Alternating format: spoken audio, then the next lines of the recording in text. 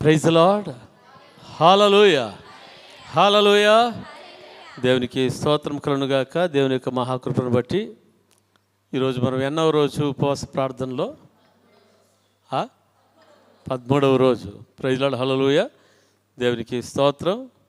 మరి యొక్క 13వ రోజు మరి ఉపవాస ప్రార్థనకు మరి మన సహోదరుడు, మరి నాకు ఆత్మీయ కుమారుడిగా ఉంటున్న మరి మోజస్ పాల్ను నేను ఆహ్వానించినప్పుడు మరి ఆయన గుత్తి నుంచి ప్రైజ్ ది లార్డ్ కుటుంబంతో కూడా మన మధ్యకు రావడము మనకు ఆశీర్వాదం. హల్లెలూయా. దేవునికి స్తోత్రం కలుగునుగాక. ఈ సమయంలో మన మధ్యలో ఉంటున్న సహోదరు మోజస్ పాల్ మరి ముందరికి వచ్చి మనకు దేవుని వాక్యాన్ని మనకు ప్రకటిస్తారు. హల్లెలూయా.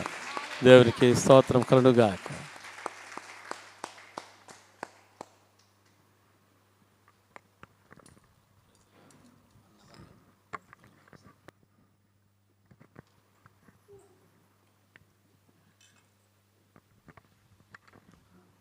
సమస్త మహిమ ఘనత ప్రభావములో ఆయనకే కలుగునుగాక.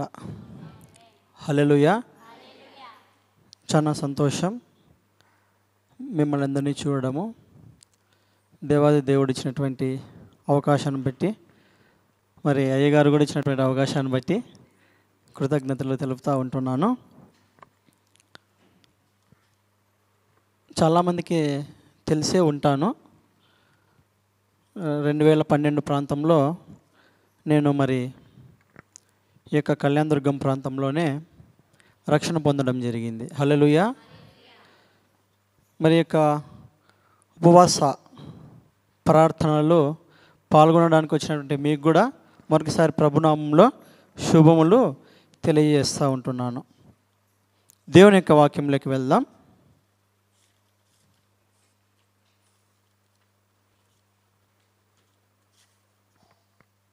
మార్కు సువార్త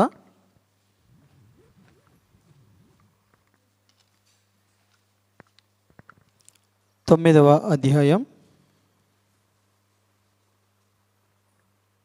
బైబిల్ ఉన్న వాళ్ళందరూ, చదువు వచ్చే వాళ్ళందరూ కూడా మరి వాక్యం తీయడానికి ఇష్టపడదాం. ఆయన సన్నిధిలో ఉంటున్నాం కనుక మార్కు సువార్త 9వ అధ్యాయం 29వ వచనం చదువుకుందామా? అందరం కలిసి బిగ్గరగా. అందరూ తీయండి అమ్మా, అందరూ తీయండి. మార్కు సువార్త 9:29. అందుకు ఆయన, ప్రార్థన వలననే కానీ మరి దేని వలనైనను ఈ విధమైనది వదిలిపోవుట అసాధ్యమని వారితో చెప్పాను. చిన్న ప్రార్థన చేసుకుందాం. ఎవరికి వారముగా చిన్న ప్రార్థన. ప్రభువా, సజీవులుగా ఉన్నామంటే కేవలం నీ కృప మాత్రమే. ప్రభువా, అయోగ్యుని అల్పునైనా జ్ఞాపకం చేసుకోండి. దేవా, నీ యొక్క ఆత్మచేత నడిపించండి. భ్రమపరచు ఆత్మల నుంచి, ఉద్రేకపరచు ఆత్మల నుంచి, గల్లిబిల్లి కలవరం చెందించే ఆత్మల నుంచి విడిపించి నాయన నీ యొక్క సర్వసత్యంలోకి మమ్మల్ని నడిపించమని వేడుకుంటూ ఉంటున్నాం. ప్రభువా, మా హృదయములను సిద్ధపరచుకుంటూ ఉంటున్నాం, నిన్ను ఆహ్వానిస్తూ ఉంటున్నాం. నాయన, వెండి బంగారాల కన్నా నీ వాక్యము కోరదగినది, వాటన్నిటికంటే నీ వాక్యమే శ్రేష్టమైనది. ప్రభువా, నీ వాక్యమును వెతకడానికి మాకు సహాయం చేయండి. నీ మార్గంలో నడవడానికి మాకు మనసును పుట్టించండి. ప్రభువా, ఈ యొక్క సమయం అంతా ఆశీర్వాదకరంగా మార్చుమని మీకే మహిమ చెల్లిస్తూ యేసు నామములో ప్రార్థిస్తున్నాం పరమ తండ్రి, ఆమేన్. హల్లెలూయా. మనము ఇక్కడ ఒక వాక్యం చదువుకున్నాం. మార్కు సువార్త 9వ అధ్యాయం 29వ వచనంలో మరొకసారి, అందుకు ఆయన, ప్రార్థన వలననే కానీ మరి దేని వలనైనను ఈ విధమైనది వదిలిపోవుట అసాధ్యమని వారితో చెప్పాను. ఉపవాసం అనగా దేవునికి దగ్గరగా ఉండడం. దేవునికి దగ్గరగా ఉండడమే ఉపవాసము. ఉపవాసము మరియు ప్రార్థన కలిస్తే ఉపవాస ప్రార్థన అవుతుంది. మన ప్రార్థనలు ఫలభరితంగా ఉండాలన్నా, మనం ఏ విషయంలో అసాధ్యమనే ఆలోచన చేస్తూ ఉంటున్నామో, అది ఏదైనా కావచ్చు, అవన్నీ మన జీవితంలో జరగాలంటే ఉపవాస ప్రార్థన మనం ఏం చేయాలంట, ఆత్మానుసారంగా మనము మరి చేసినట్లయితే దేవుడు ఈ క్షణమైన విడుదల ఇవ్వచ్చు. ఒకరోజు పట్టచ్చు, 2 రోజులు పట్టచ్చు, మరి మనం 40 దినములు పెట్టుకున్నాం కదా, 40 రోజులు పట్టచ్చు. కానీ అసాధ్యం దేనికి కూడా కాదు. ప్రతి ఒక్కటి దేవుడు సాధ్యపరిచే దేవుడు ఆయన. హల్లెలూయా. ఆ విశ్వాసంతో మనము మన యొక్క ఉపవాస ప్రార్థనను కొనసాగించినట్లయితే ఖచ్చితంగా విజయమును చూసేవారుగా దేవుడు మనం నిలబెట్టేవాడుగా ఉంటున్నాడు. మరి చదువుబడినటువంటి లేఖనం యొక్క అర్థాన్ని మనం గ్రహించుకోవాలంటే మార్కు సువార్త 9వ అధ్యాయం 14వ వచనానికి వెళ్దాం. 14వ వచనం. వారు శిష్యుల యొద్దకు వచ్చి వారి చుట్టూ బహుజనులు కూడి ఉండుటయు శాస్త్రులు వారితో తర్కించుటయు చూచిరి. వెంటనే జనసమూహమంతయు ఆయనను చూచి మిగుల విభ్రాంతి నొంది ఆయన యొద్దకు పరిగెత్తుకొని వచ్చి ఆయనకు వందనము చేసిరి. అప్పుడు ఆయన, మీరు దేని గురించి వారితో తర్కించుచున్నారని వారిని అడుగగా 17వ వచనం. జను సమూహంలో ఒకడు, బోధకుడా, మూగదయ్యము పట్టిన నా కుమారుణ్ణి నీ యొద్దకు తీసుకొని వచ్చి తిని అది ఎక్కడ వానిని పట్టునో అక్కడ వానిని పడద్రోయిను. అప్పుడు వాడు నురుగు కార్చుకొని పండ్లు కొరుక్కొని మూర్చిల్లును.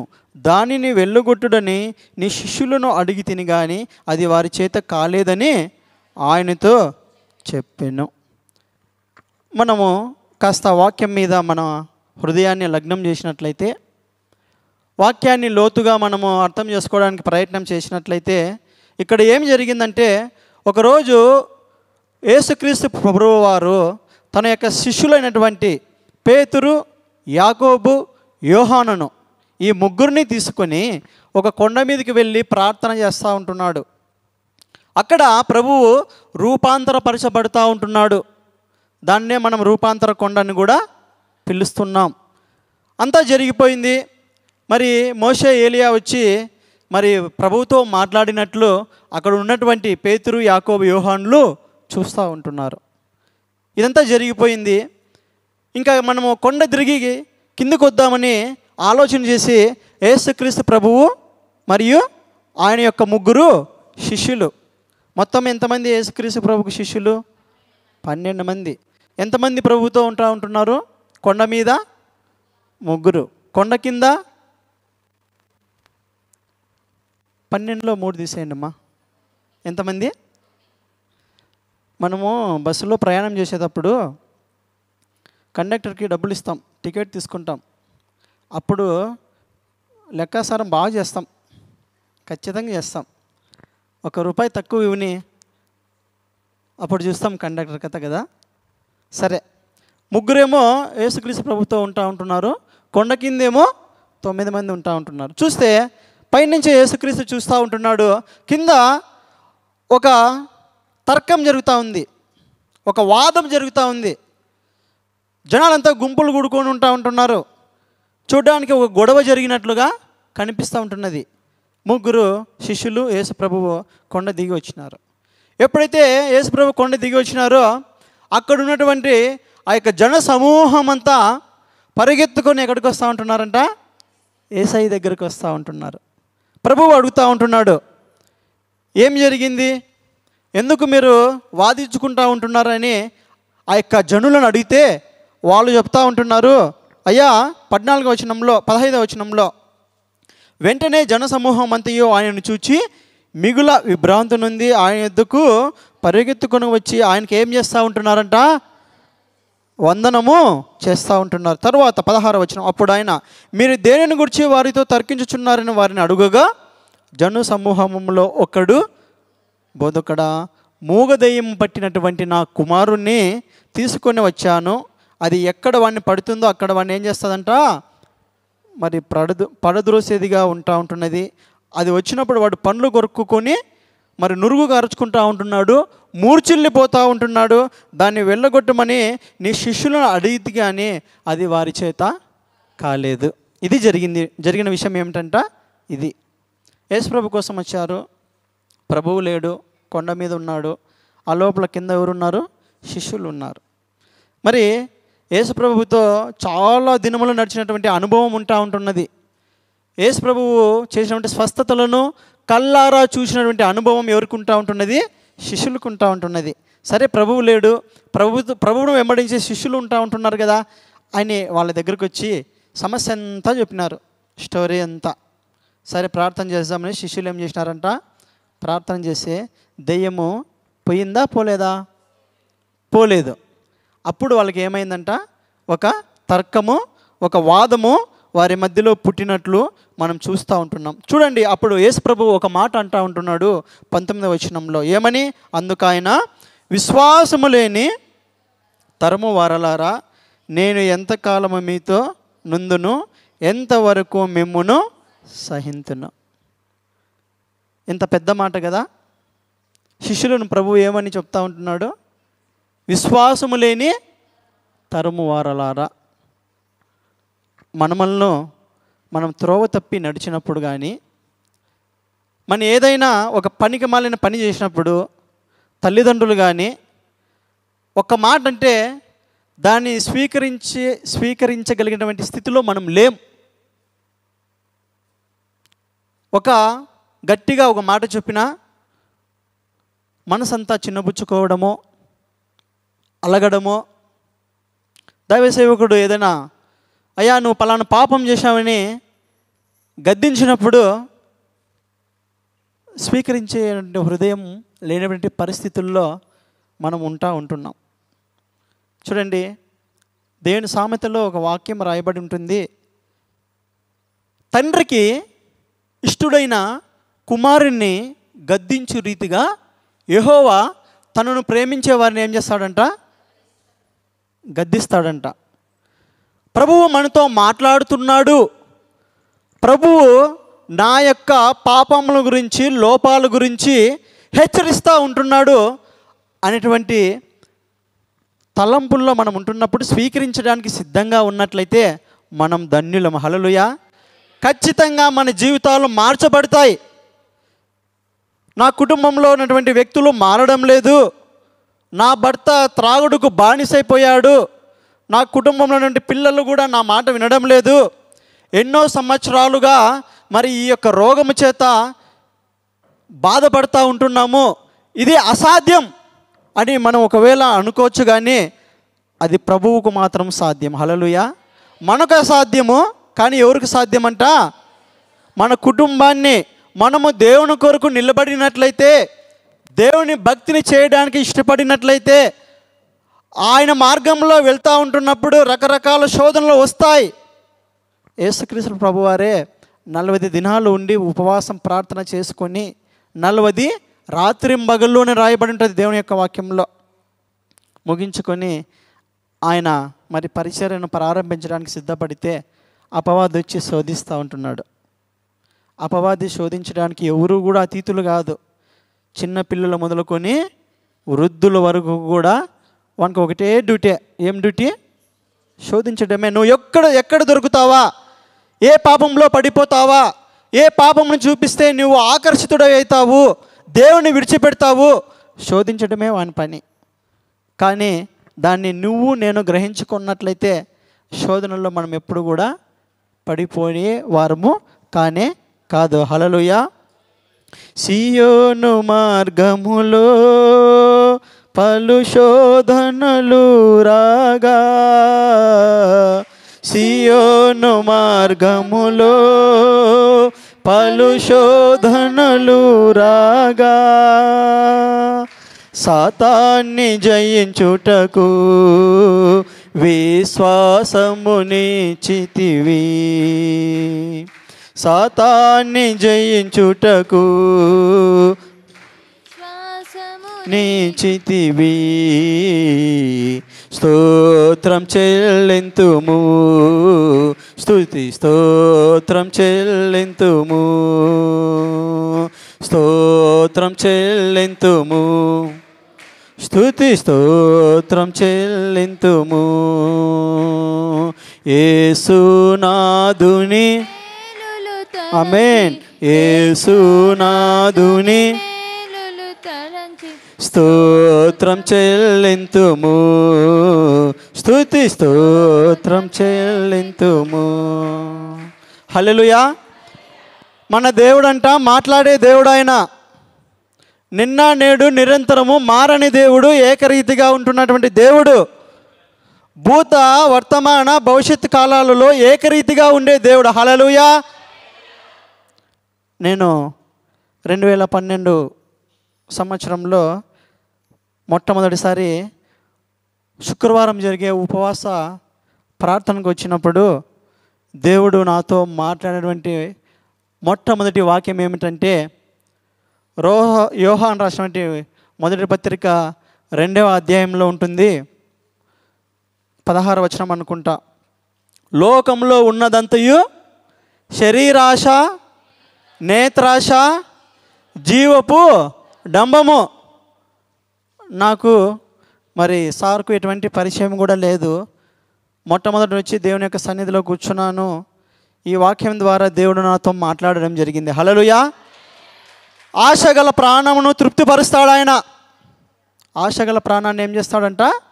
తృప్తిపరుస్తాడు. ప్రభువా నాతో మాట్లాడయ్యా అంటే ఆయన మాట్లాడడానికి 24/7 ఆయన ఎప్పుడు కూడా సిద్ధమే. మన హృదయ తలుపులు మనం ఏం చేయాలంట? ఓపెన్ చేయాలంట. హల్లెలూయా. విశ్వాసం లేని తరుము వారలారా అని శిష్యుల్ని ప్రభువు సంబోధిస్తూ ఉంటే ఎవరు కూడా బాధపడలేదండి. ప్రభువా విశ్వాసం లేనిదే మేము నిన్ను వెంబడిస్తూ ఉంటున్నామా? విశ్వాసం లేనిదే మా యొక్క తల్లిదండ్రులను, మాకున్నటువంటి ఉద్యోగాలను అందరినీ కూడా వదిలిపెట్టి నిన్ను మరి వెంబడిస్తూ ఉంటున్నామా అని ఒక్కరు కూడా ప్రశ్న వేయలేదు. యేసు ప్రభువు మరి సిలువ వేయబడక మునుపు తన శిష్యులతో చెప్తా ఉంటున్నాడు, అయ్యా మరి ఆ యొక్క సమయం సమీపిస్తూ ఉంటున్నది, నన్ను యొక్క సిలువ వేస్తారు అని చెప్తా ఉంటే యేసు ప్రభువు అంటే పేతురుకు చాలా ఇష్టం. ఆయన కాస్త ఉద్రేకం కూడా ఎక్కువ ఆయనకు, పేతురుకు.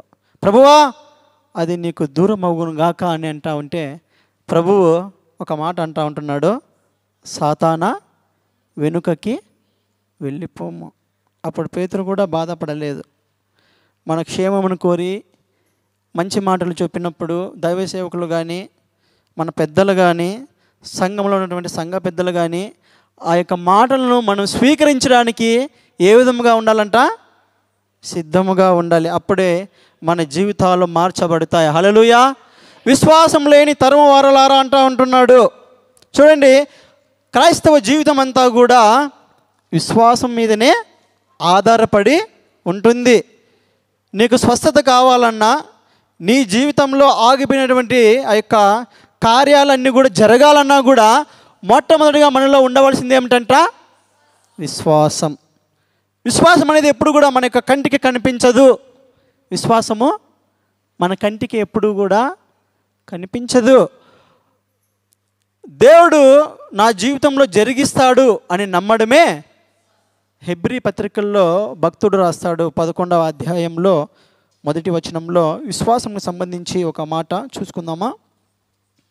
హెబ్రీ రాసినటువంటి పత్రిక 11వ అధ్యాయం 1వ వచనం, పేజీ నంబర్ 206. కొత్త నిబంధనలో ఉంటుందా, పాత నిబంధనలో ఉంటుందా హెబ్రీ పత్రిక? విశ్వాసమనున్నది నిరీక్షింపబడు వాటి యొక్క నిజ స్వరూపమును అదృశ్యమైనవి ఉన్నవనటుకు రుజువై ఉన్నవి. అదృశ్యమైనవి నమ్మడమే విశ్వాసం. నీకు కంటికి కనిపించిన వాటిని నమ్మడమే విశ్వాసం. నువ్వు దేని గురించి అయితే నిరీక్షిస్తూ ఉంటున్నావో, నా జీవితంలో ఈ కార్యం జరగాలని అది జరుగుతుందని నమ్మడమే విశ్వాసం. విశ్వాసం లేని తరుము వారలారా అని అంటూ ఉంటున్నాడు. ఈ వాక్యం చదువుతూ ఉంటున్నప్పుడు నేను కాస్త ఆలోచనలో పడినా, ఎందుకబ్బా ప్రభువు అంత పెద్ద మాట వాడినాడు, కాస్త సాఫ్ట్గా చెప్పచ్చు కదా అని ధ్యానం చేసినప్పుడు నాకు అర్థమైంది ఏమిటంటే, మార్కు సువార్త 6వ అధ్యాయం 7వ వచనం. మార్కు సువార్త 6వ అధ్యాయం 7వ వచనం. ఆయన 12 శిష్యులను తన యొద్దకు పిలిచి వారిని ఇద్దరిద్దరిగా పంపుచు అపవిత్రాత్మల మీద వారికి అధికారం ఇచ్చి. మార్కు సువార్త 6వ అధ్యాయంలో మనం వెళ్ళి కాస్త వాక్యాన్ని గమనించినట్లయితే అక్కడ జరిగినటువంటి విషయం ఏమిటంట, అంతకు మునిపే యేసుక్రీస్తు ప్రభువు ఉన్నటువంటి తన యొక్క 12 మంది శిష్యుల్ని పిలిచి 6 టీములు చేశాడు. ఎన్ని టీములు? 6 టీములు. ఒక్కో టీంలో ఎంతమంది?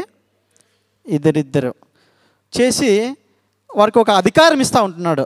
అపవిత్ర ఆత్మల మీద అధికారం ఇచ్చి, మరి అయ్యా మీరు ప్రతి గ్రామానికి వెళ్ళి సువార్తను బోధించండి, అపవిత్రాత్మలను వెళ్ళగొట్టండి, రోగులను స్వస్థపరచండి అని అధికారం ఇచ్చి వారిని ఏం చేస్తూ ఉంటున్నాడంట? పంపించినట్లు మనం చూస్తూ ఉంటున్నాం. మార్కు సువార్త 6వ అధ్యాయం 13వ వచనం. వెలుగొట్టుచు అనేక దెయ్యములు వెళ్ళగొట్టుచు నూనె రాచి అనేకులకు రోగులను స్వస్థపరచుచుండిరి. హల్లెలూయా. దేవుడు ఇచ్చినటువంటి అధికారాన్ని బట్టి యేసు ప్రభువు యొక్క శిష్యులు ప్రతి గ్రామానికి వెళ్తూ ఉంటున్నారు. అపవిత్ర ఆత్మ మీద అధికారం కలిగి వెళ్తూ ఉంటున్నారు. వెళ్ళడమే కాదు, ఏం చేస్తూ ఉంటున్నారంట? అనేక దయ్యాలను వాళ్ళు ఏం చేస్తూ ఉంటున్నారు? వెళ్ళగొడుతూ ఉంటున్నారు. నూనె రాచి అనేక రోగులను ఏం చేస్తూ ఉంటున్నారంట? స్వస్థపరుస్తూ ఉంటున్నారు. తర్వాత ఏం జరిగింది? మార్కు సువార్త 6వ అధ్యాయం 30వ వచనం. అంతటా అపోస్తలులు యేసునొద్దకు కూడి వచ్చి తాము చేసినవన్నీయు బోధించినవన్నీయు ఆయనకు తెలియజేసిరి. మీకు అర్థమైంది అనుకుంటా ఇప్పుడు ఏం జరిగిందో. శిష్యులు ఏం చేస్తూ ఉంటున్నారు? ప్రతి గ్రామానికి వెళ్ళి రోగులను స్వస్థపరుస్తుంటున్నారు, అపవిత్రాత్మలను వెళ్ళగొడుతూ ఉంటున్నారు. వారికి కూడా తెలియదు అది జరిగే వరకు కూడా. దేవుడు అధికారం ఇచ్చి పంపించాడు, ఆయన యందు విశ్వాసం ఉంచినారు, అధికారాన్ని బట్టి ప్రార్థనలు చేస్తూ ఉంటున్నారు, అనేక మంది స్వస్థపరచబడుతూ ఉంటున్నారు. చాలా సంతోషం వేసింది. చాలా సంతోషం వేసి ఏ ఊర్లో ఏం జరిగిందో, ఎంతమందిని బాగు చేసినారో, ఎంతమంది రోగులు తమ యొద్దకు వచ్చినారో, బాగుపడ్డారో అవన్నీ కూడా తీసుకొని పోయి ఎవరికి చెప్తూ ఉంటున్నారో? యేసు ప్రభువుకు చెప్తూ ఉంటున్నారు. అంటే వీరి యొక్క విశ్వాస జీవితంలో వీరి ద్వారా కూడా దేవుడు ఏం చేస్తూ ఉంటున్నాడంట? ఆశ్చర్య కార్యాలను, అద్భుత కార్యాలను, స్వస్థతలను జరిగించినటువంటి దేవుడుగా ఆయన ఉంటున్నాడు. హల్లెలూయా. మరి మార్కు సువార్త 9వ అధ్యాయానికి వచ్చేసరికి ఇక్కడ ఒక మూగదయ్యం పట్టినటువంటి ఒక వ్యక్తిలో ఆ యొక్క మూగదయ్యాన్ని వీరు ఏం చేయలేకపోతూ ఉంటున్నారంట? వెళ్ళగొట్టలేక పోతూ ఉంటున్నారు. అంతకుముందే 6వ అధ్యాయంలో 7వ అధ్యాయంలో సంతోషంగా యేసు ప్రభు దగ్గరికి వచ్చి చెప్పింది ఎవరు? శిష్యులే కదా వెళ్ళగొట్టింది. ఇప్పుడు కూడా ఆ యొక్క తండ్రి తన యొక్క కుమారుని తీసుకొని ఎవరి దగ్గరికి వస్తూ ఉంటున్నాడు? శిష్యుల దగ్గరికే కదా. అప్పుడేమో దెయ్యాన్ని వెళ్ళగొట్టగలిగారు, ఇప్పుడేమో ఆ యొక్క మూగ దెయ్యాన్ని వెళ్ళగొట్టలేక పోతూ ఉంటున్నారు. మందిరంలో ఉంటున్నప్పుడు మన వాక్యం మీద చాలా మరి కాన్సన్ట్రేషన్ పెట్టాలా.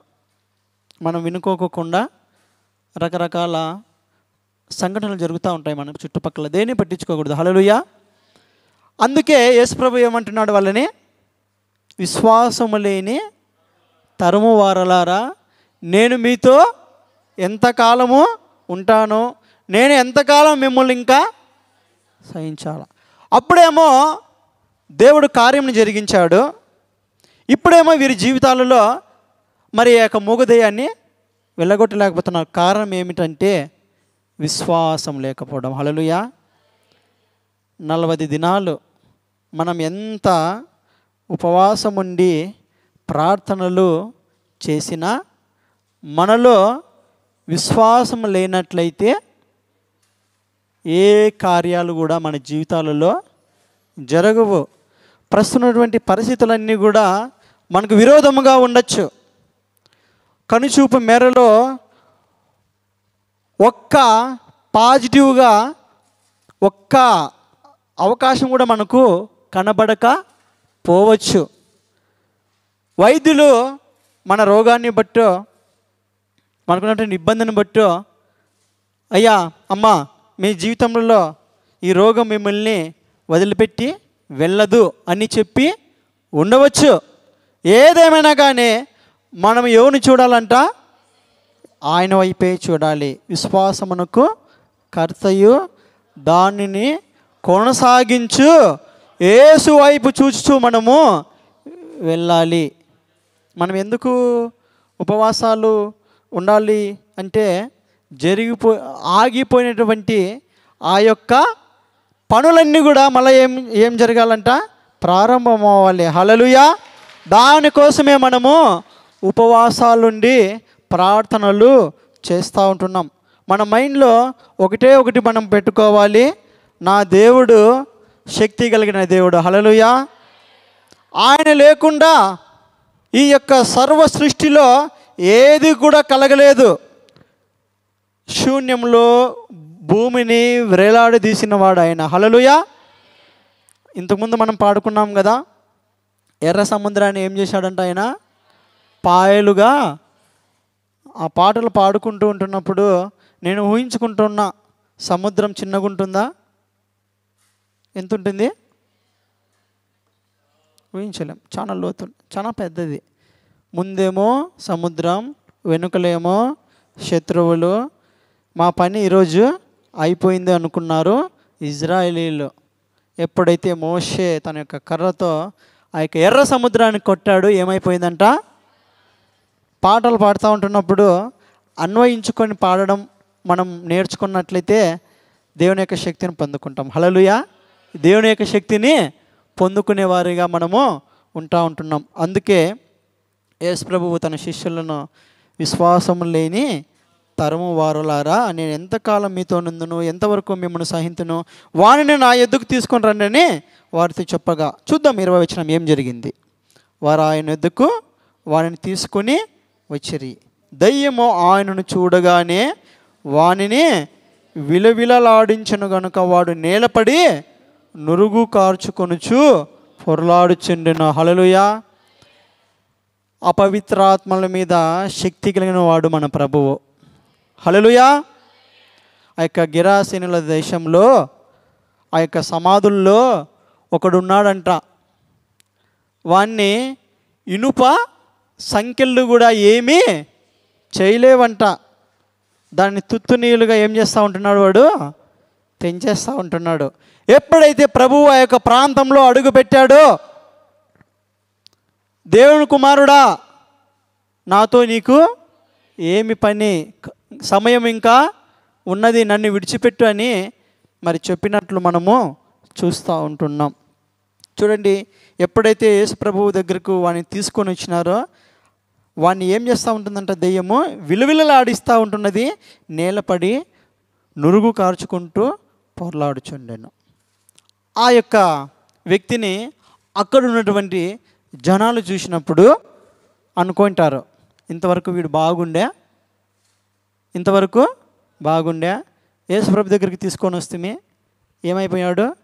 విలవిలలాడుతున్నాడు, నురుగు ఇంకా ఎక్కువ కార్చుకుంటున్నాడు, ఇంకా చనిపోవడానికి వీడు సిద్ధముగా ఉన్నాడని అక్కడ ఉన్నటువంటి జన సమూహము అనుకొని ఉండవచ్చు. 21వ వచనం, అప్పుడు ఆయన ఇది వీనికి సంభవించి ఎంతకాలమైనదని వాని తండ్రిని అడుగగా అతడు బాల్యం నుండియే అది వాడిని నాశనం చేయవలనని తరచుగా అగ్నిలోనూ నీళ్ళలోనూ పడద్రోయిను.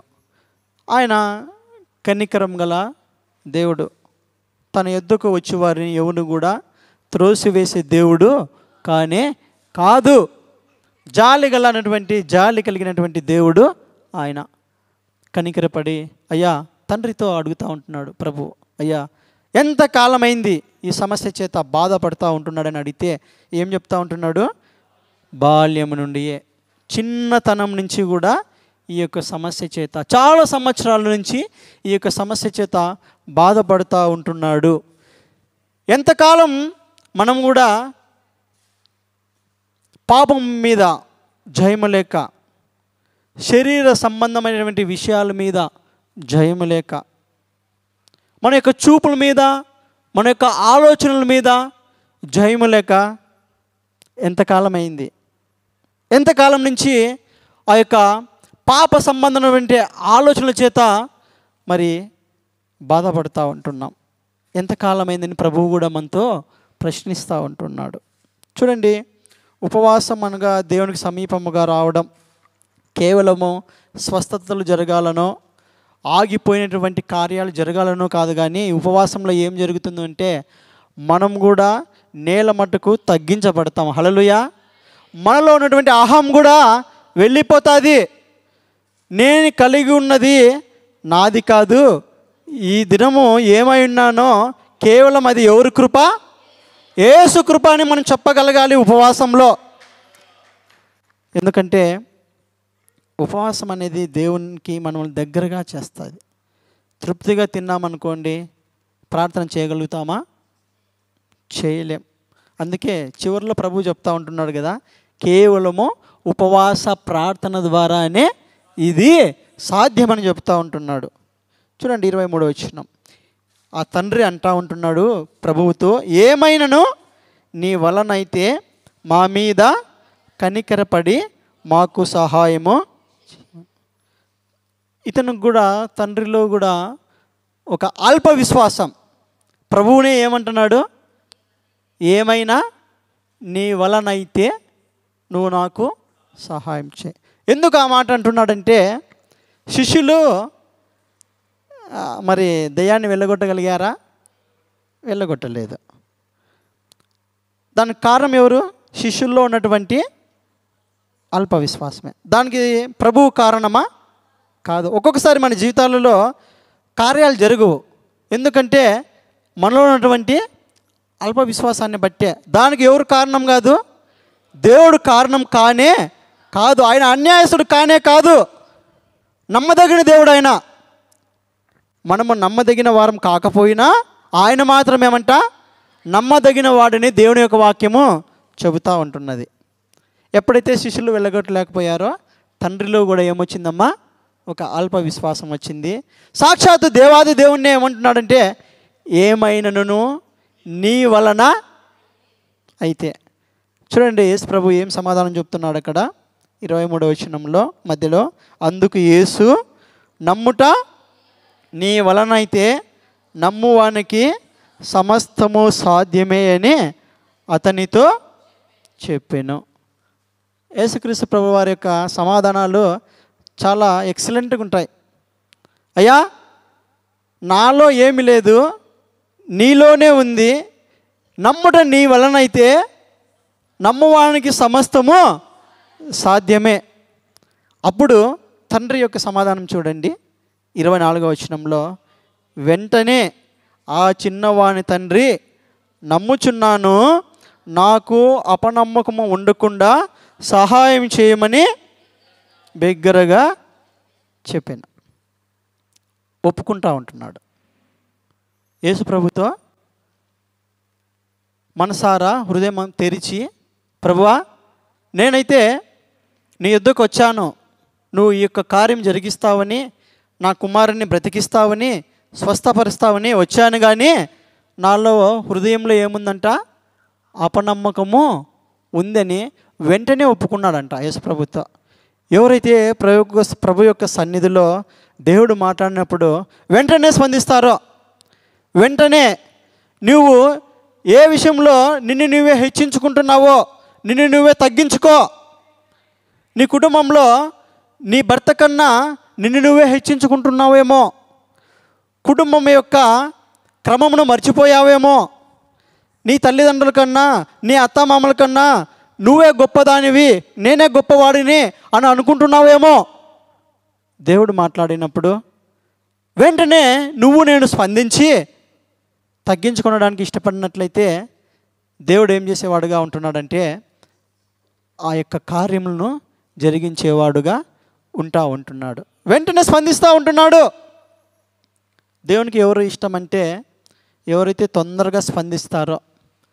అతిక్రమములను దాచిపెట్టువాడు వడదిల్లడు. మనం ఎంతసేపు మన అతిక్రమాలను, మరి మన యొక్క పాపమును, మన యొక్క మోసాలను దేవుని సన్నిధిలో ఒప్పుకోకుండా, వదిలిపెట్టుకోకుండా మనం కప్పి పెట్టుకుంటామో మనము వర్ధిల్లము. ఎవరు వర్ధిల్లుతారంట? వాటిని ఒప్పుకొని విడిచిపెట్టువాడు ఆయన యొక్క కనికరాన్ని పొందుకుంటాడు. చిన్నపిల్లల నుంచి పెద్దల వరకు కూడా మరి అపవాది శోధించేవాడుగా ఉంటున్నాడు. ఎవరు కూడా చెప్పలేరు నాకు శోధనలు రావని. ప్రపంచంలో ఎవరు కూడా చెప్పలేరు. చిన్న వాళ్ళని మొదలుకొని గొప్ప గొప్ప దైవ సేవకుల వరకు కూడా ఏముంటాయంట? శోధనలు ఉంటాయి.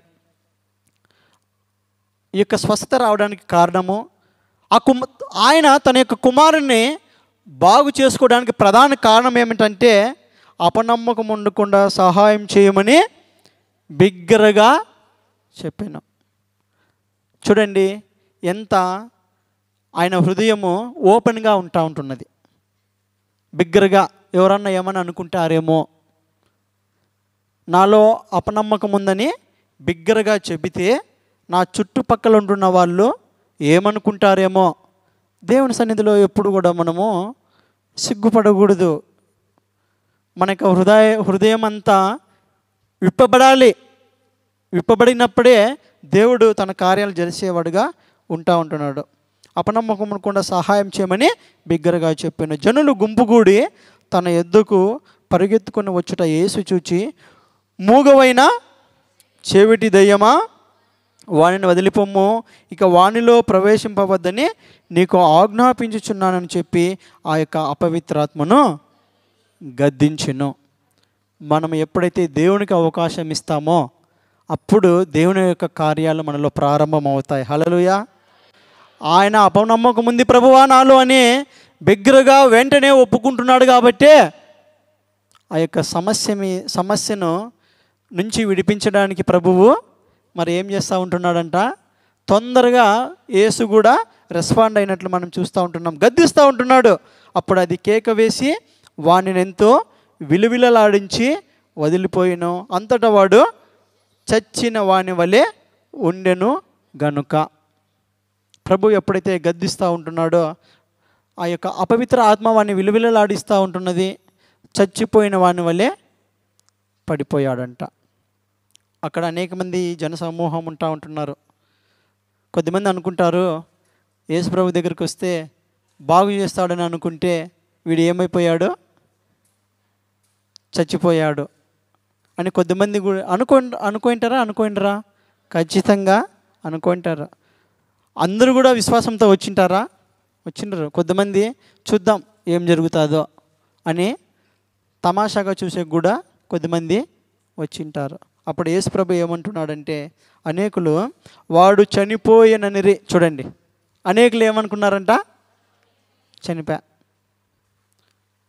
మనము ఆత్మీయ జీవితంలో ముందుకు వెళ్తూ ఉంటున్నప్పుడు, ప్రార్థనల్లో ఉంటున్నప్పుడు ఒక్కొక్కసారి మరి మనకు అన్నీ కూడా జరగవేమో అని మనం అనుకుంటాం. ఇంకా నా పరిస్థితి ఆల్మోస్ట్ అయిపోయింది అని అనుకునే ఆలోచనలను అపవాది ఏం చేస్తాడంట? తీసుకొని వస్తాడు. ఆ సమయంలో కూడా మనము చేసే ప్రార్థనను వదిలిపెట్టామనుకోండి, మన జీవితాలలో కార్యాలు జరుగుతాయా? జరగవు. చూడండి ఈ యొక్క వ్యక్తి యొక్క పరిస్థితి దేవుడు స్వస్థపరిచాడు. ఆ యొక్క అపవిత్రాత్మ, మూగదయము, చెవిటిదయం వెళ్ళిపోయింది. కానీ చూడ్డానికి చచ్చిన వాని వల్లే పడిపోయాడు. అక్కడ ఉన్నటువంటి వాళ్ళందరూ కూడా అనుకుంటూ ఉంటున్నారు వాడు చనిపోయినాడు. ఏం జరిగింది చూద్దాం దేవుని యొక్క వాక్యంలో.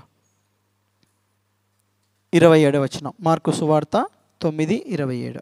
అయితే యేసు వాడిని చేయి పట్టి వాడిని లేవనెత్తగా వాడు నిలవబడిన. హల్లెలూయా, హల్లెలూయా. వాడు నిలవబడ్డానికి ఆయనకు ఒక సెకండ్ చాలు. హల్లెలూయా. అందరూ చచ్చిపోయినాడు అనుకుంటే వాడు ఏం చేశాడంట? నిలవబడ్డాడంట. దేవుని యొక్క కార్యాలు ఆ విధముగా ఉంటాయి. కానీ మన విశ్వాసము ఎంతవరకు ఉండాలంటే కార్యం జరిగే వరకు కూడా ఆయనలో మనం ఏం చేయాలంట? విశ్వాసాన్ని పెట్టేవారిగా ఉండాలి. చూడండి తర్వాత ఏం జరిగింది 28వ వచనంలో. ఆయన ఇంటిలోనికి వెళ్ళిన తర్వాత ఆయన శిష్యులు మేమెందుకు ఆ దెయ్యమును వెళ్ళగొట్టలేకపోతామని ఏకాంతమున ఆయనను అడిగిరి. శిష్యులకు అవమానమైంది కదా. ప్రభువు అద్దరి ముందర గద్దించాడు కదా. ఏమని గద్దించాడు? విశ్వాసం లేని తరం వారలారా. అప్పుడు సైలెంట్గా ఉన్నారు. ఇంటికి వచ్చిన తర్వాత ఎవరు లేనప్పుడు ప్రభు దగ్గరకు వచ్చి, ప్రభువా మాకొక డౌట్. ఏమిటది? మేము ప్రార్థన చేసినాము, నీవు కూడా ప్రార్థన చేశావు. నువ్వు ప్రార్థన చేస్తేనేమో ఏం పోయింది? దెయ్యము వెళ్ళిపోయింది. మేము ప్రార్థన చేస్తేనేమో ఏం వెళ్ళిపోలేదు? దెయ్యము వెళ్ళిపోయేది. ఏమిటి కారణం అని అడిగితే ప్రభు చెప్తా ఉంటున్నాడు 29వ వచనంలో, అందుకు ఆయన ప్రార్థన వలననే కానీ మరి దేని వలనైనను ఈ విధమైనది వదిలిపోవుట అసాధ్యమని వారితో చెప్పాను. అది ఎంతో పెద్ద సమస్య. బాల్యం నుంచి బాధపడుతూ ఉంటున్నాడు తన యొక్క కుమారుడు ఆ యొక్క సమస్య చేత. కొన్ని పెద్ద పెద్ద సమస్యలు ఉంటాయి, పెద్ద పెద్ద రోగాలు వచ్చి ఉండవచ్చు. అటువంటి సమయంలో మనం ప్రార్థన చేస్తూ ఉంటున్నాం. ఒకవేళ ఆ యొక్క ప్రార్థనలకు ప్రభువు జవాబు ఇవ్వలేదనుకోండి, మనం అప్పుడు ఏం చేయాలంట? ఉపవాస ప్రార్థన చేయాలి. ఉపవాస ప్రార్థన ఏ విధముగా చేయాలో, ఏ విధముగా చేయకూడదో మనం అనేక వాక్యాల్లో వినే ఉంటాం. ఇంకా చాలా రోజులు ఉపవాస ప్రార్థనలు ఉన్నాయి కాబట్టి మనకు దైవ సేవకులు కూడా వివరిస్తారు. ఉపవాసం అనేది శరీరాన్ని మరి దేవునికి దగ్గరగా చేస్తే, ప్రార్థన ఏం చేస్తుందంట? మన యొక్క ఆత్మను దేవునికి దగ్గరగా చేసేదిగా ఉంటుంది. కొద్దిమంది ఉపవాసం చేస్తే ప్రార్థన చేయరు, కొద్దిమంది ప్రార్థన చేస్తే ఉపవాసం చేయరు. ఉపవాస ప్రార్థన వలననే ఇది సాధ్యమవుతుంది. గొప్ప గొప్ప మనము ఇతరుల రక్షణ కొరకు ప్రార్థన చేస్తూ ఉంటాం. ఆ వ్యక్తిలో ఎటువంటి మార్పు రాలేదనుకోండి, మనం నెక్స్ట్ ఏ స్టెప్ లేకపోవాలంట? ప్రార్థన నుంచి ఉపవాస ప్రార్థనలోకి వెళ్ళాలి. ఆయనను ఆత్మతో సత్యముతో మనం ఏం చేయాలంట? ఆరాధించేవారిగా ఉండాలి. హల్లెలూయా. అన్నపానములు మరచి నీతో గడుపుట పరలోక అనుభవమే, నాకది ఉన్నత భాగ్యమే. అన్నపానములు మరచి నీతో గడుపుట పరలోక అనుభవమే, నాకది ఉన్నత భాగ్యమే. యేసయ్యా యేసయ్యా యేసయ్యా యేసయ్యా యేసయ్యా యేసయ్యా యేసయ్యా. ముఖ దర్శనం చాలయ్యా నాకు, నీ ముఖ దర్శనం చాలయ్యా. ముఖ దర్శనం చాలయ్యా నాకు, నీ ముఖ దర్శనం చాలయ్యా. సమీపించని తేజస్సులో నివసించు నా దైవమా, సమీపించని తేజస్సులో నివసించు నా దైవమా, నీ ముఖ దర్శనం చాలయ్యా, నీ ముఖ చాలయ్యా. యేసయ్యా యేసయ్యా యేసయ్యా యేసయ్యా యేసయ్యా యేసయ్యా యేసయ్యా. హల్లెలూయా. అన్నపానములు మరిచి ఆయనతో గడపడము ఒక పరలోక అనుభవము. ఆశతో ఆసక్తితో వెతికినట్లయితే ఆయన మనకు దొరికేవాడుగా ఉంటున్నాడు. హల్లెలూయా. కాబట్టి ఏది కూడా అసాధ్యమని అనుకోవడానికి వీలు లేదు. సాధ్యపరిచే ప్రభువు మనకు తోడుగా ఉంటున్నాడు. కానీ ఎందుకు జరగడం లేదంటే విశ్వాసముతో మనము వెంబడించడం లేదు. ఉపవాస ప్రార్థనను ఆత్మ సంబంధంగా జరిగించడం లేదు. ఉపవాస ప్రార్థనలో ఉన్నప్పుడు మాటలు ఎక్కువ ఉండవు. ఏమి ఎక్కువ ఉంటాయంట? మనసులో ఆయనను మనం వెతికేవారిగా ఉండాలి. అవకాశం ఉంటే ఎంత మట్టుకు ఉపవాసం ఉండగలమో అంత మట్టుకు ఆయనను మనం ఏం చేయాలంట? వెతికేవారిగా ఉండాలి. చాలామందికి చాలా అనుభవాలు ఉంటాయి తమ యొక్క జీవితాలలో. ఉపవాసం ఉండి ప్రార్థన చేసినప్పుడు ఎంతమందికి దేవుడు సమాధానం ఇచ్చినా ఒకసారి చేతులు ఎత్తుతారా? ఆ అనుభవం ఎంతమందికి ఉంటున్నది? సగం ఎత్తితే సగం జరిగిందనే. హల్లెలూయా. ఆ అనుభవం లేనివారు ఆ అనుభవంలోకి రండి, దేవుని యొక్క శక్తిని చూస్తారు మీరు. హల్లెలూయా. నీకు ఉద్యోగం కావాలన్నా, వివాహం జరగాలన్నా, నీ కుమారులు కుమార్తెల యొక్క జీవితాలలో భవిష్యత్తులో దేవుడు కార్యములు జరిగించాలన్నా ఉపవాసం ప్రార్థనలో ఉండి ఆయన రుచి చూడండి, ఆయన దొరికే దేవుడుగా ఉంటాడు. హల్లెలూయా.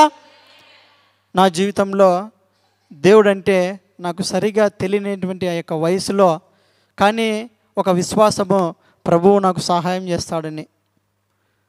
ఒక వ్యక్తికి చాలా డబ్బు ఇచ్చాను, ఒక 2 రోజుల్లో ఇస్తానంటే 2 నెలలు అయిపోయింది, ఆ వ్యక్తి స్పందించడం లేదు. ఆ విషయము మా ఇంట్లో వారికి కూడా తెలియదు. తెలిస్తే ఇంట్లో వాళ్ళు ఏమంటారు అనే భయం. స్నేహితులకు కూడా ఎవరికి చెప్పుకోలేను. వాళ్ళకి చెప్తే వాళ్ళు తీసుకుపోయి మరి ఎంతమందికి చెప్తారో, సమస్య ఇంకా పెద్దది అవుతుందని ఒక ఆలోచన. అప్పుడు ప్రభువును వెతకడం ప్రారంభించాను. హల్లెలూయా. ఎవరికి చెప్పుకోలేనటువంటి సమస్య. అసలు ఆ వ్యక్తి నాకు ఇస్తాడని నేను అనుకోలేదు. 2 రోజుల నుంచి ఎన్ని రోజులు అయిపోయిందంట? 2 నెలలు అయిపోయింది. ఉపవాసం ఉండి తెలిసి తెలియనటువంటి ఆ యొక్క మాటలతో, ప్రభువా నువ్వు సహాయం చేసే దేవుడు కదా, నాకు సహాయం చేయడానికి స్నేహితులు లేరు, బంధువులు లేరు, తల్లిదండ్రులు లేరు, ఈ సమస్య నుంచి బయటికి వేసే దేవుడు నీవు ఒక్కడివే ప్రభువా అని ఒక 3 రోజులుండి ఏం పని చేయలేదండి.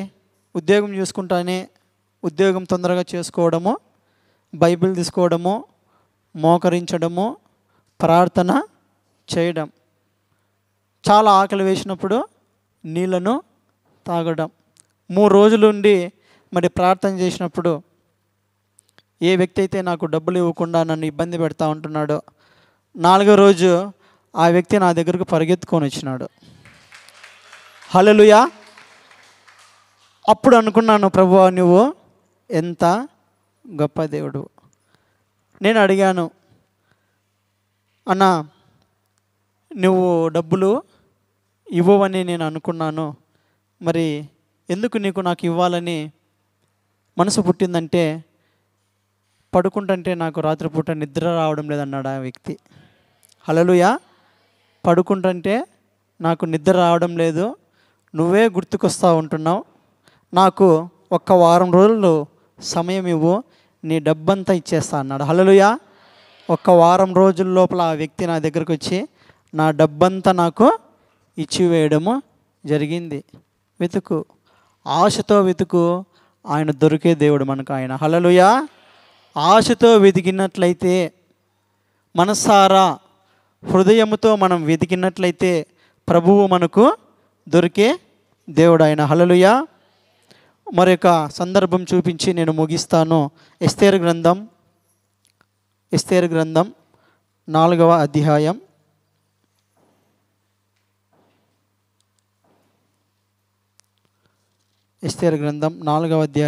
16వ వచనం,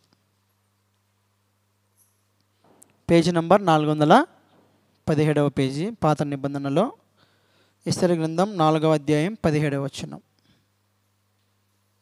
16 నుంచి చదువుకుందాం.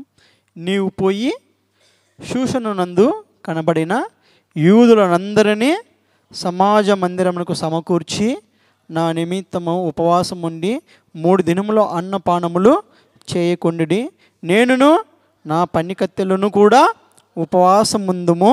ప్రవేశించుట న్యాయ వ్యతిరిక్తముగా ఉన్నను, నేను రాజునొద్దకు ప్రవేశించుదును, నేను నశించెదను. అటువలనే మొర్దెకై బయలుదేరి ఎస్తేరు తనకు ఆజ్ఞాపించిన అంతటి ప్రకారముగా జరిగించిన.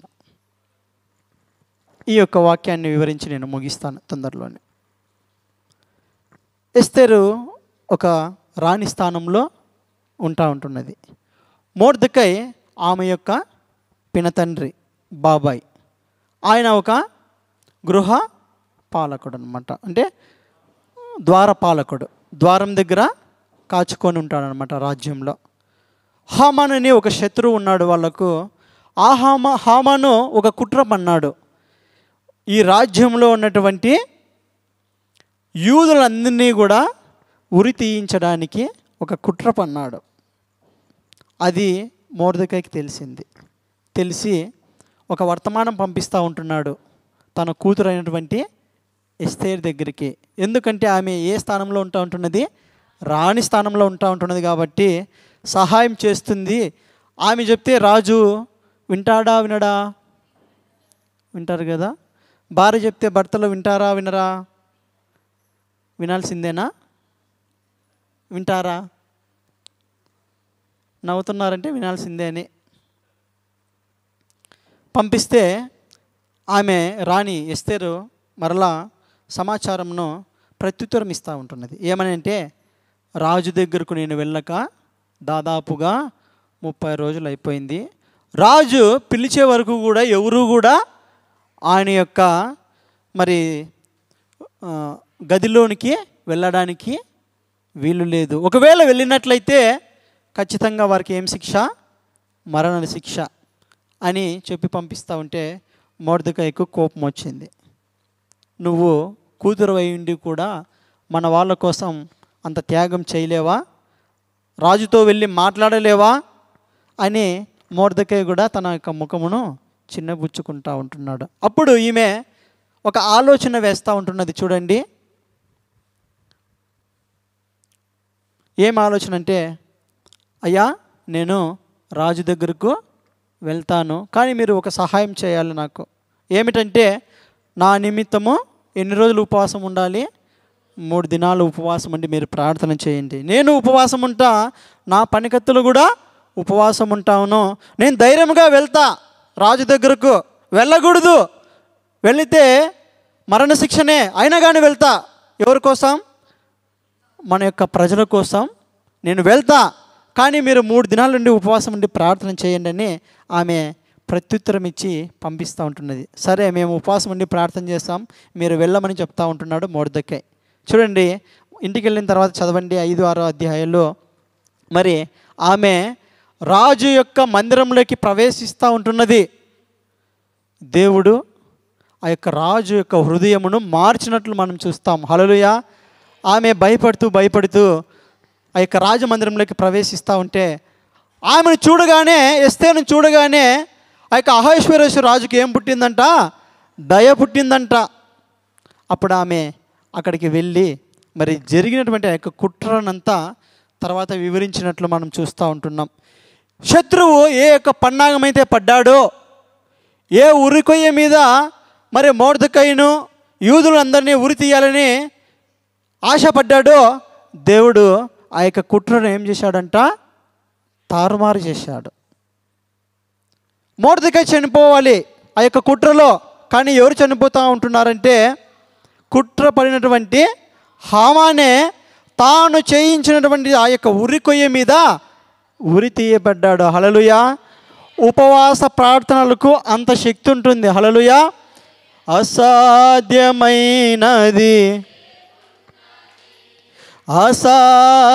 అసాధ్యమైనది అసాధ్యమైనది అసాధ్యమైనది యూదా స్తుతి గోత్రపు సింహమా యేసయ్యా నా ఆత్మీయ ప్రగతిని స్వాధీనమా యూదా స్తుతి గోత్రపు యేసయ్యా నా ఆత్మీయ ప్రగతిని స్వాధీనమా నీవే కదా నా ఆరాధనా ఆరాధనా మనసారా పాడుకుందామా? ఆరాధనా స్తుతి ఆరాధనా నీవే కదా నా ఆరాధనా స్తుతి ఆరాధనా ఆరాధనా స్తుతి ఆరాధనా నీ ప్రజల నెమ్మదికై రాజాజ్ఞ మార్చింది నీవేనని నీ ప్రజల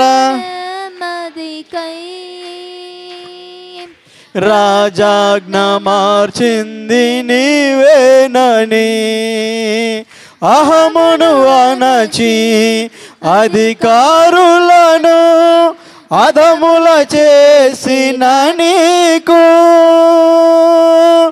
అహమును అధికారులను అధముల చేసిన నీకు అసాధ్యమైనది అసాధ్యమైనది విశ్వాసంతో పాడుకుందామా? అసాధ్యమైనది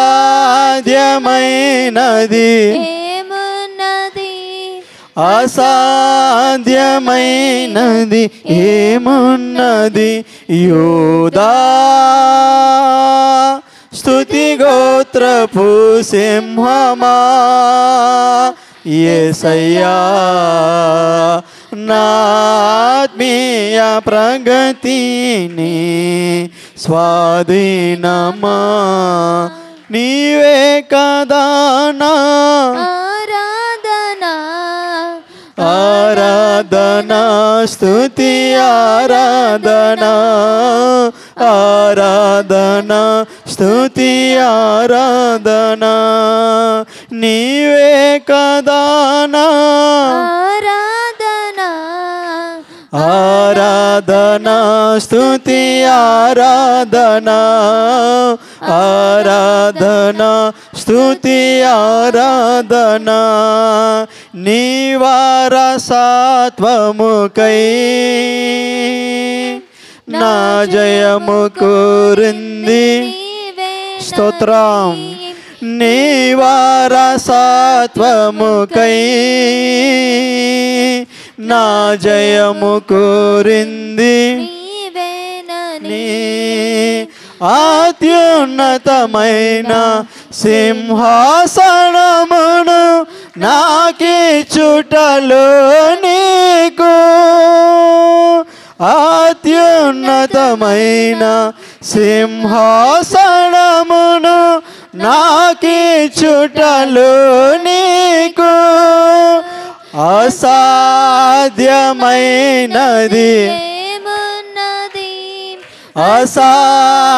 అసాధ్యమైనది ఏమున్నది అసాధ్యమైనది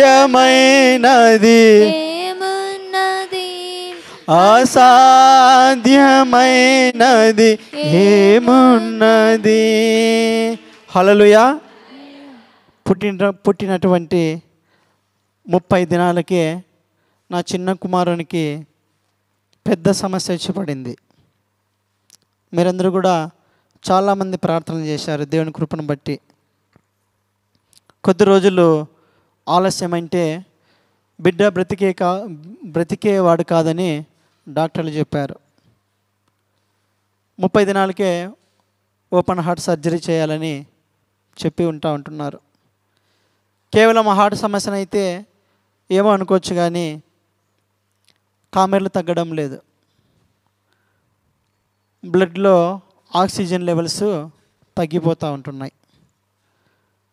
ప్రొద్దుటూరులో చూపించినప్పుడు డాక్టర్ చెప్పారు, మీరు చిన్న చిన్న ఆసుపత్రులకు పోవద్దండి, పెద్ద పెద్ద హాస్పిటల్కి వెళ్ళండి అని రెయిన్బో హాస్పిటల్ సజెస్ట్ చేశాడు. అంత పెట్టుకోవడానికి డబ్బు మా దగ్గర కూడా లేదు. చెన్నై ప్రాంతానికి వెళ్ళాం. చాలామంది కన్నీటి ప్రార్థన చేశారు. మరి కొద్ది రోజుల తర్వాత బిడ్డకు 3 నెలలు ఉన్నప్పుడే సర్జరీ చేయడం జరిగింది. సర్జరీ చేసే ముందర డాక్టర్లు చెప్పారు, మా ప్రయత్నము మేము చేస్తాము, మీరు మీ దేవునికి ప్రార్థన చేసుకోండి అని చెప్పారు. హల్లెలూయా.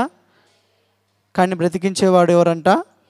దేవుడు మాత్రమే బ్రతికించగలడు.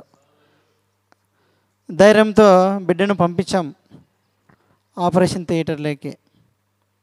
ఆపరేషన్ జరిగింది. దాదాపు ఉదయం 10 గంటల ప్రాంతం నుంచి సాయంత్రం 5 గంటల వరకు ఆపరేషన్ చేశారు. బ్లడ్ కూడా ఇన్ఫెక్షన్ ఉంటున్నది. ఆపరేషన్ చేసేటప్పుడు బ్లడ్ సెట్ కావచ్చు, సెట్ కాకపోవచ్చు అని చెప్పారు. మీరు మీ దేవునికి ప్రార్థన చేసుకోమని చెప్పారు. ప్రార్థన చేస్తూ ఉంటున్నాం. బిడ్డను సాయంత్రము 6 గంటల ప్రాంతంలో మాకు చూపించారు. బిడ్డను చూసినప్పుడు చచ్చిన శవం మళ్ళీ పడి ఉంటున్నాడు. మనిషి అంతా రక్తం అంతా వెళ్ళిపోయింది, బిగిసిపోయి ఉంటున్నాడు. చాలా మిషన్లు పెట్టారు, 5-6 మిషన్లు పెట్టారు. తర్వాత బయటకు వచ్చిన తర్వాత చాలా బాధపడ్డాం. ప్రభువా, నువ్వు ఖచ్చితంగా బ్రతికించగలవు నాయన, బ్రతికించడానికి శక్తి కలిగిన దేవుడువు, చనిపోయిన వారినే నువ్వు బ్రతికించినావు, ప్రాణంతో ఉన్నటువంటి నా కుమారుని నువ్వు బ్రతికించలేవా అని ప్రార్థన చేసినప్పుడు డాక్టర్లు ముందుగానే చెప్పారు, ఇది పెద్ద ఆపరేషన్ కాబట్టి ఐసీయూలోనే కనీసము 5-6 రోజులు ఖచ్చితంగా ఉండాలి. ఐసీయూలో ఉంటున్నప్పుడు వెంటిలేటర్లు పెడతారు. బిడ్డ ఊపిరి తీసుకోలేడు, ఊపిరితిత్తులు ఇంకా అంత పని చేయలేవు కాబట్టి వెంటిలేటర్ మీద ఊపిరి పెడతారనమాట. 5 రోజుల్లో కోలుకుంటే మీ బిడ్డ సేఫ్ జోన్లో ఉన్నట్టు. 5 రోజులు దాటి పోయిందంటే ఊపిరితిత్తులకు ఏమవుతుందంట? ఇన్ఫెక్షన్ వస్తుంది. మా బాబు కంటే ముందర ఆపరేషన్ చేసిన వాళ్ళు అప్పటికే 5 రోజులైంది, 6 రోజులైంది, 7 రోజులైంది, ఇంకా బయటకు రావడం లేదు, ఐసీయూలోనే ఉంటున్నారు. మరి ప్రార్థనలు అందరూ చేసినప్పుడు దేవుడు అత్యధిక విజయం అనుగ్రహించిన వాడుగా ఉంటున్నాడు. హల్లెలూయా. 5 రోజులు ఖచ్చితంగా ఐసీయూలో ఉండాలని డాక్టర్లు చెబితే దేవుని కృపను బట్టి ఆ యొక్క బిడ్డ 1.5 రోజుల్లోనే జనరల్లోకి షిఫ్ట్ చేయడం జరిగింది. హల్లెలూయా. సమస్త మహిమ గణిత ప్రభావాలు ప్రభువునికే కలుగును గాక. ఆశ్చర్యం చెందినారు డాక్టర్లు. ఇంత తొందరగా రికవర్ అయ్యి బయటకు వచ్చిన బిడ్డ మీ బిడ్డ మాత్రమే. అప్పటికే మా కళ్ళు ముందరే కొద్దిమంది చిన్నపిల్లలు చనిపోయిన వారుగా ఉంటున్నారు. మనకు దిక్కు లేనప్పుడు, మనకు ఆధారం లేనప్పుడు దిక్కులను ఆదరించే దేవుడు, దిక్కు లేని వారికి ఎవరంట? దేవుడు, ఆయనే దిక్కు. హల్లెలూయా.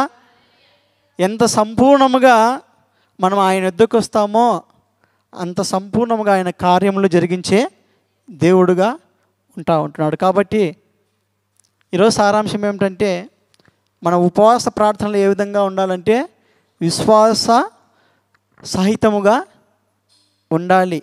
ఎక్కడ కూడా ఏ విషయంలో కూడా కొంచెం కూడా అల్ప విశ్వాసం అనేది ఉండకూడదు. అసాధ్యమైనవన్నీ కూడా దేవుడు ఏం చేస్తాడంట, సాధ్యపరిచే దేవుడుగా ఆయన ఉంటున్నాడు.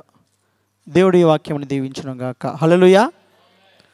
అవకాశం ఇచ్చినటువంటి దేవాది దేవునికి మరి సార్ కూడా నాకు కృతజ్ఞతలు తెలుపుతూ ఉంటున్నాను. Praise the lord. హల్లెలూయా. దేవునికి స్తోత్రం కలుగునుగాక. మరి చక్కటి వాక్యాన్ని అందించిన మరి సహోదరుడు, నా ఆత్మీయ కుమారుడు మరి మోదస్ పాలకు నా యొక్క వందనాలు తెలియజేస్తూ ఉంటున్నాను. హల్లెలూయా. కదా, దేవుడు వారి కుటుంబంలో చేసిన గొప్ప కార్యం కదా. చెన్నైలో ఉన్నప్పుడు మరి ఫోన్లు చేసి వాళ్ళతో మాట్లాడుతున్నాం. మన సంఘం అంతా కూడా ప్రార్థన చేస్తూ ఉంది. అగాపే కల్వరి చర్చ్ గ్రూప్లో కూడా మరి మోజస్ కుమార్ని విషయంలో మరి చెప్పడం జరిగింది. హల్లెలూయా. దేవునికి స్తోత్రం కలుగునుగాక. Praise the Lord. కదా, మరి అన్నీ కూడా సాధ్యమే. దేని మూలకం సాధ్యం అంట? దేని మూలకం సాధ్యం? ఉపవాస ప్రార్థన మూలకంగా సాధ్యం. హల్లెలూయా. గతించిన రోజుల్లో నేను చెప్పాను, ప్రార్థన అంటే ఏమంట? గుర్తుండాలి చెప్పండి. ప్రార్థన అంటే ఏంటి? హైకోర్టు. ప్రార్థన అంటే ఏంటి? హైకోర్టు అంట. ఉపవాస ప్రార్థన అంటే సుప్రీంకోర్టు. సుప్రీంకోర్టులోనే ఫైనల్ డిసిజన్ అయిపోతుంది. హల్లెలూయా. దేవుని స్తోత్రం. ఉపవాస ప్రార్థన చేస్తే అక్కడే ఫైనల్, అక్కడే గొప్ప జయాన్ని దేవుడు ఇచ్చేవాడుగా మరి ఉన్నాడు. Praise the lord. హల్లెలూయా. దేవునికి స్తోత్రం కలుగునుగాక. మరి ఈ సమయంలో మరి ఉపవాస ప్రార్థన వల్లనే సాధ్యమని అనేకమైన విషయాల గురించి మరి సహోదరుడు మనకందరికీ కూడా మరి దేవుని వాక్య మూలకంగా తెలియజేశాడు. Praise the lord. హల్లెలూయా. ఇక ఉపవాస ప్రార్థన వలన ఇంకా ఏమి సాధ్యమంట? కుటుంబ పరిస్థితులు ఏం చేయబడతాయంట? మార్చబడతాయి. హల్లెలూయా. కుటుంబంలో అసాధ్యమైన కార్యాలను దేవుడు సాధ్యపరిచేవాడుగా ఉన్నాడు. రక్షణ మారు మనసు లేని వారికి దేవుడు రక్షణ మారు మనసును కలుగజేసేవాడుగా ఉన్నాడు. అనేకమైన బంధకాల నుంచి దేవుడు విడిపించేవాడుగా మరి ఉన్నాడు. హల్లెలూయా. ఏదో ఉపవాస ప్రార్థన వల్ల అసాధ్యమైనది ఏది కూడా లేదు. హల్లెలూయా. కదా, ఉపవాస ప్రార్థన ఏం చేసిందంట? 3 రోజుల ఉపవాస ప్రార్థన రాజు ఆజ్ఞని మార్చివేసింది. రాజు అంటాడు, ఏమంటాడంట రాజు? రాజు ఆజ్ఞను ఏ నరమానవుడు కూడా ఏం చేయలేడంట, మార్చజాలడు అని చెప్పేసి ఆ అహశ్వేరోషు రాజు ఆ మాటని ఏం చేస్తున్నాడో తెలుసా? మీకు అనుకూలంగా రాసుకోండి, నా ఉంగరాన్ని తీసుకుని ముద్రించండి అంటా ఉన్నాడు. హల్లెలూయా. ఏమంటున్నాడు? మీకు అనుకూలముగా మీరు తాకీదులను రాసుకోండి అని చెప్పి తన రాజు ఉంగరమును ఇచ్చి మీరు ముద్రించుకొని మీరు పంపించండి అంటా ఉన్నాడు. హల్లెలూయా. దేవునికి స్తోత్రం. షూషాను కోటలో 127 సంస్థానాలలో యూదులకు ఏం కలిగిందంట?